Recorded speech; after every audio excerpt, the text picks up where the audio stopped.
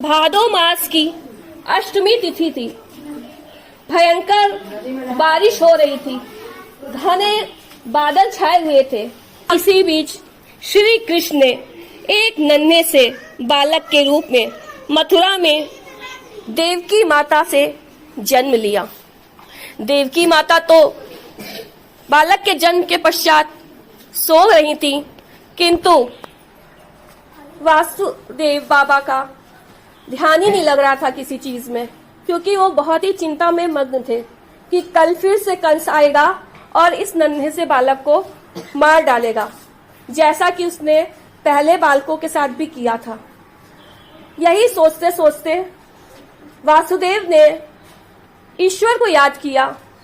विष्णु जी को याद करते हुए उन्होंने हाथ जोड़े और कहा, हे ईश्वर, आप ही मेरी रक्षा करिए, आप ही मेरी रक्षा करिए, मेरे इस बालक को बचाइए।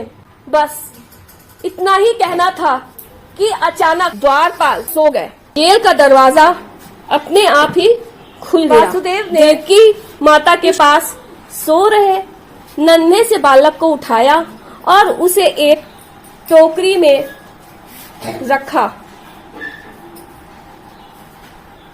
उनको यह प्रेरणा हुई थी कि वह इस बालक को गोकुल तक अपने मित्र नंद तक पहुंचा दे, जिससे वह वहां पे सुरक्षित रह सके। द्वारपालों को, सोते हुए द्वारपालों को पार किया और चलते चलते वो घने जंगलों तक पहुंच गए। घने जंगलों को भी उन्होंने पार किया, पहाड़ियां आई, उसको भी वो पार कर गए। और इसके बाद आई यमुना जी। जब यमुना जी तक पहुंचे, यमुना जी अचानक ही बहुत ही ऊपर हिलोरे लेने लग गईं।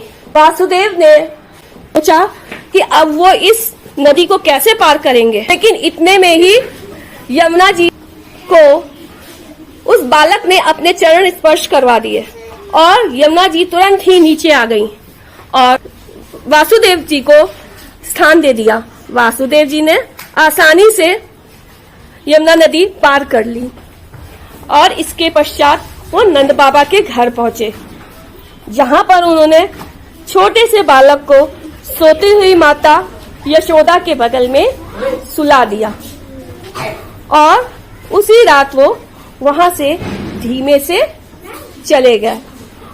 सोती हुई यशोदा मैया की जैसे ही कान्हा की प्यारे से रुदन को सुनकर आंख खुलती है, वो तुरंत अपने बच्चे को देखती हैं और कहती हैं, कितना प्यारा लल्ला है, मैं तो इसको कान्हा कहते बुलाऊंगी। और तब से श्री कृष्ण का नाम कान्हा पड़ गया।